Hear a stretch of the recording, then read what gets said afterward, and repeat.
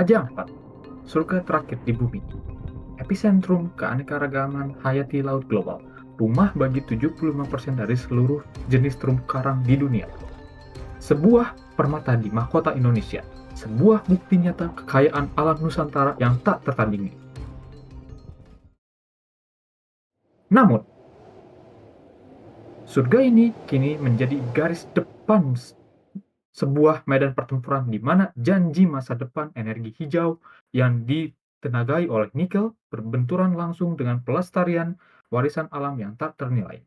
Ini adalah kisah tentang bagaimana sebuah ambisi nasional mengancam merobek tatanan sebuah komunikasi dan lingkungannya.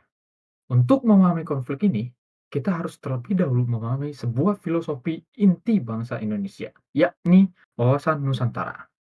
Menurut Lembaga Ketahanan Nasional, Lemhamnas, wawasan Nusantara adalah cara pandang dan sikap bangsa Indonesia terhadap diri dan lingkungannya yang beragam, sebagai satu kesatuan utuh yang meliputi darat, laut, dan udara. Sebuah komitmen untuk mengutamakan persatuan dan kesatuan bangsa demi tercapainya tujuan nasional. Asas-asasnya berakar pada Pancasila, kesamaan tujuan dan nasib, keadilan, solidaritas, dan kerjasama. Tujuannya adalah untuk mewujudkan nasionalisme yang tinggi yang mengutamakan kepentingan nasional di atas kepentingan individu, kelompok, ataupun daerah. Konsep kemanunggalan, kesatuan yang utuh dan tak terpisahkan antara kata dan karya menjadi intinya. Secara teori, wawasan Nusantara seharusnya menjadi pedoman dalam pengelolaan sumber daya alam untuk menjamin pembangunan yang merata. Namun, apa yang terjadi ketika pengejaran satu kepentingan nasional, pembangunan ekonomi melalui nikel secara langsung merusak kepentingan nasional lainnya, yakni keutuhan ekologis dan sosial sebuah wilayah. Inilah paradoks yang terjadi di jantung Raja Ampat. Bagi masyarakat adat Raja Ampat, wawasan Nusantara bukanlah konsep abstrak. Ia adalah praktik keseharian untuk hidup menyatu dengan kepulauan mereka. Sebuah praktik yang kini terkepung oleh kekuatan industri yang mereka yakini akan memicu konflik, menghilangkan mata pencaharian, dan membawa malapetaka bagi ekosistem yang telah menghidupi mereka selama turun-temurun. Teriakan mereka jelas, Papua bukanlah tanah kosong. Konflik di Raja Ampat tidak terjadi dalam ruang hampa. Ini adalah titik nyala terbaru dari dolongan agresif Indonesia untuk menjadi pusat global pengolahan nikel dan baterai kendaraan listrik. Sebuah strategi nasional yang dikenal sebagai hilirisasi. Di Pulau Wawoni, Sulawesi Tenggara, kehadiran tambang nikel memicu konflik sosial, polarisasi antara pro dan kontra, dan kriminalisasi terhadap warga yang menolak. Di Halmahera, Maluku Utara, laut yang dulu jernih kini tercemar, memaksa nelayan melaut lebih jauh, dan memicu konflik sosial antara masyarakat lokal dan pendatang. Ini adalah cetak biru kehancuran yang dikhawatirkan akan terulang di Raja Ampat. Alarm pertama berbunyi pada awal tahun 2025. Para aktivis dari Greenpeace dan komunitas lokal mengungkap aktivitas penambangan yang sedang berlangsung dan terencana di beberapa pulau kecil di Raja Ampat, termasuk Pulau Kawai, Manuran, dan Gap.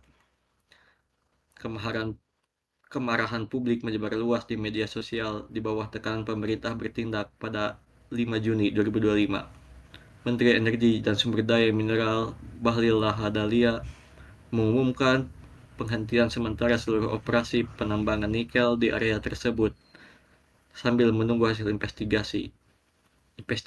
Investigasi melibatkan berbagai kementerian, termasuk Kementerian Lingkungan Hidup dan Kehutanan. Temuan mereka sangat memberatkan. Pada 10 Juni 2025, pemerintah mengumumkan keputusannya.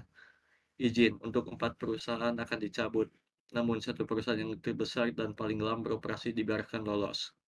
Terdapat 4 dari 5 perusahaan yang izinnya telah dicabut, yaitu PT Anugrah Surya Pratama, KW Sejahtera Mining, Mulia Raimon Perkasa, dan Nurham. Dicabut karena telah melakukan pelanggaran mulai dari pencemaran lingkungan, penanaman ilegal, dan hingga tak memiliki dokumen lingkungan. Namun satu nama menonjol, yaitu PT Gang Nikel dengan konsesi terbesar di Pulau Gang. KLHK menemukan pelanggaran berat menambang di pulau kecil, beroperasi di hutan lindung, dan menyebabkan sedimentasi. Jadi, mengapa PT Gang Nikel, anak perusahaan BUMN Antam, menjadi pengecualian? Alasan resmi pemerintah, perusahaan ini adalah model penambangan yang baik. Menteri juga menunjuk pada status hukumnya. Berbeda dengan yang lain yang memegang izin usaha pertambangan, PT Gang Nikel beroperasi di bawah kontrak karya atau KK, sebuah perjanjian yang lebih tua dan secara hukum berbeda yang ditandatangani pada tahun 1998. Namun, para ahli hukum dan lingkungan berpendapat bahwa pembedaan ini adalah tabir asap untuk sebuah kontradiksi yang lebih dalam. Lebih jauh lagi, klaim penambangan yang baik juga diperdebatkan. Laporan dari Kementerian Lingkungan Hidup sendiri mengkonfirmasi adanya sedimentasi dari aktivitas PT GAP, dan bagi para aktivis, gagasan penambangan yang baik di sebuah pulau kecil yang dilindungi adalah sebuah oksimoron. Pertarungan untuk Raja Ampat pada akhirnya adalah pertarungan tentang makna wawasan Nusantara itu sendiri. Apakah ia sebuah visi terpusat dari atas ke bawah, di mana daerah-daerah dikorbankan untuk kepentingan nasional yang diidentifikasi secara sempit sebagai pertumbuhan PDB dan ambisi industri?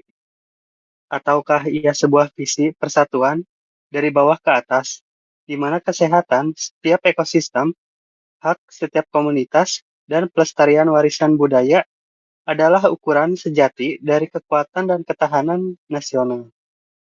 Realitas ilmiah ini adalah pengalaman hidup bagi masyarakat Raja Ampat. Para nelayan kini harus melaut lebih jauh untuk hasil tangkapan yang lebih sedikit. Laut yang pernah menjadi sumber kehidupan kini menjadi sumber kecemasan. Ini bukan hanya tentang lingkungan. Ini adalah krisis sosial dan ekonomi. Ketika ekosistem laut rusak, mata pencaharian tradisional mereka pun hancur. Memaksa masyarakat pesisir ke dalam kemiskinan dan menghilangkan identitas budaya yang terikat erat dengan laut.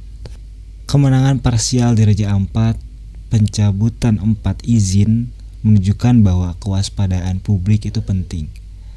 Namun perjuangan masih jauh dari selesai. Tambang terbesar tetap ada. Sebuah simbol dari kontradiksi yang belum terselesaikan di jalan pembangunan Indonesia. Kasus Raja Ampat memaksa setiap warga Indonesia untuk mengajukan pertanyaan mendasar. Bangsa seperti apa yang sedang kita bangun? Siapa yang diuntungkan dari pembangunan? Dan siapa yang menanggung akibatnya? Dan bagaimana kita memastikan bahwa wawasan Nusantara adalah janji hidup tentang kemakmuran dan keadilan bersama untuk semua. Bukan hanya slogan yang digunakan untuk membenarkan perusahaan rumah kita sendiri.